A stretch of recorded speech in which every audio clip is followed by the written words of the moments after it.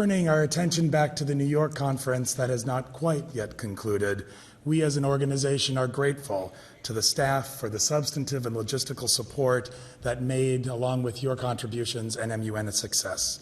Please join me in welcoming the Deputy Secretary General, referred to by Jan Eliasson as his close colleague. I think that's impressive enough introduction, for his comments and reflections on the substance of the conference and to introduce the Secretariat. Please, Daniel Leyva, Jr.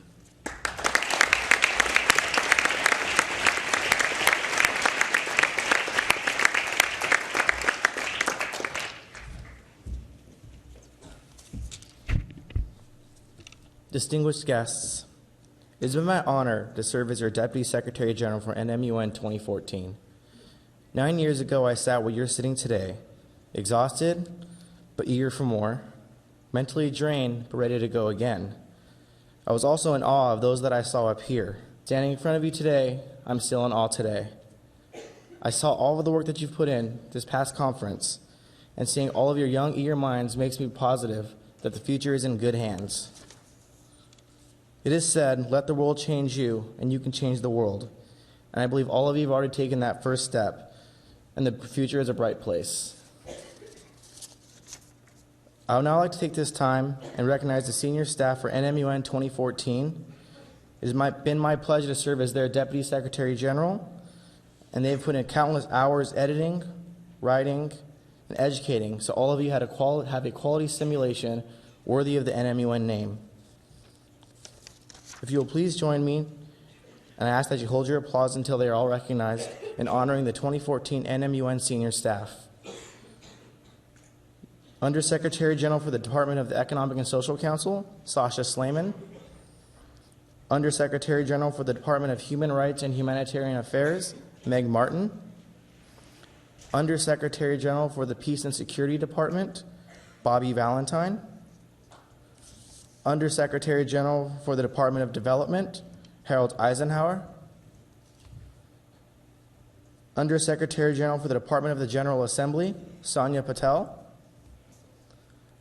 Undersecretary General for Conference Services, Martin Schaefer. Assistant Secretary General of Internal Affairs, Samir Kanal. Assistant Secretary General of External Affairs, Yichun Shao. And our Chief of Staff, Laura O'Connor.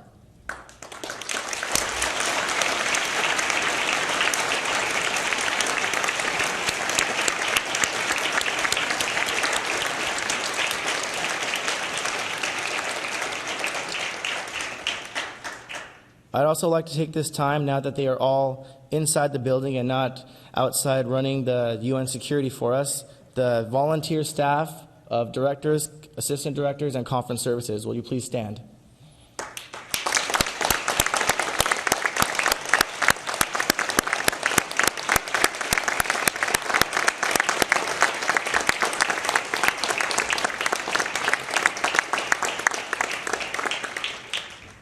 It is now my pleasure to once again introduce to you your Secretary General for the 2014 National Model United Nations, Rachel Johnson.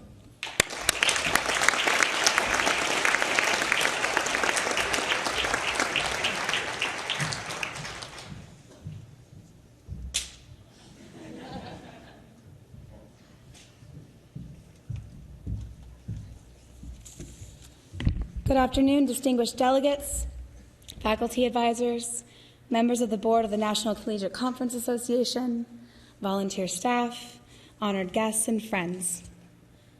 Last fall, leaders in Washington, D.C. caused a global economic panic when they were nearly unable to put their political differences aside and complete one of the most basic functions of government.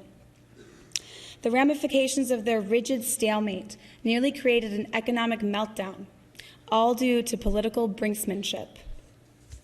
Sadly, examples like this are easy to find. Leaders across the world routinely demonstrate their inability to find common ground with their adversaries. They justify this uncompromising nature by demonizing their opponents while idolizing their own self-righteousness. What is the result? A world that continues to become more and more apathetic and skeptical of the very institutions needed to solve the most pressing problems of today. The luster of diplomacy becomes dimmer and dimmer. What hope is there for a better world if many of our most experienced leaders cannot escape this Cold War mentality?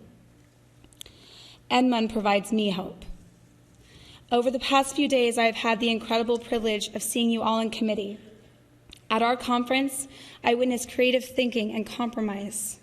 On very little sleep and with very little access to daylight and regular meals, each of you worked alongside people with backgrounds very different from your own. We saw you become model leaders, diplomats, and professionals. Now, of course, the stakes are lower at NMUN than in the real world.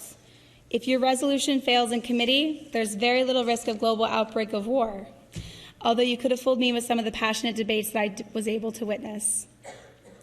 A cynic would therefore think that compromise at NMUN is meaningless, an empty gesture. To me, that's short-sighted. I'm hopeful not just because of your ability to compromise and come to consensus this week, but because I know that the skills, passion, and enthusiasm you showed for tackling worldwide issues are one and the same with what's needed for our world. In my opening speech on Sunday, it seems so far away now, I referenced how NMUN was essential for me to get a foot in the door on the journey to my career today. From the skill sets you can list on your resumes to the limitless networks of fellow young professionals this kind of forum provides, NMUN is a beacon for many on their path to finding their calling. That in and of itself is enough of a reason to cherish NMUN, but it only speaks to one facet of why NMUN is necessary in our world today.